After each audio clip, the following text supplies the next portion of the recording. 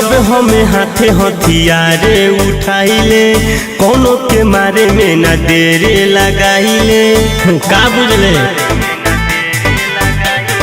जब हमें हाथे हथियारे उठाइले कोनो के मारे में न देरे लगाइले। हरे लाठ के दम पहिलाई पूरा दुनिया रे बेटा सुधर जाई यही तो बिगड़ जाई दुनिया। सुधर जाई यही तो बिगड़ जाई दुनिया।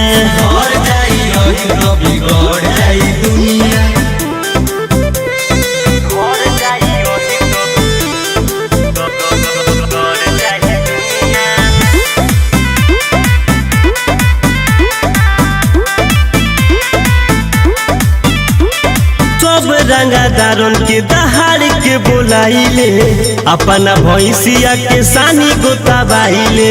पता कर लिया जाके हथियारे उठावे से हमारा पवन बा धरती टिकल बा यही रहने के देन बा हमनिए के देना रे।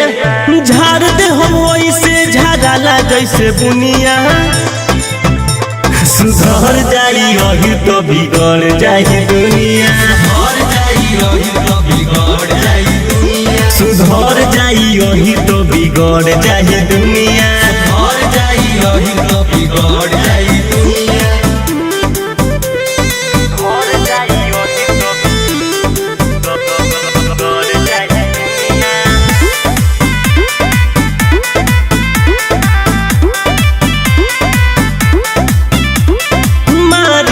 छो गोली की मीना ये गो मिलल बा हमरा गुंडा गर्दी के लोगो।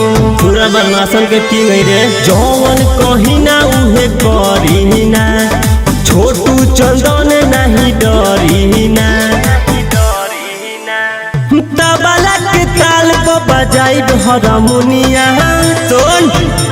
सुधर जाई यही तो बिगड़ जाई दुनिया। सुधर जाई यही तो बिगड़ जाई दुनिया।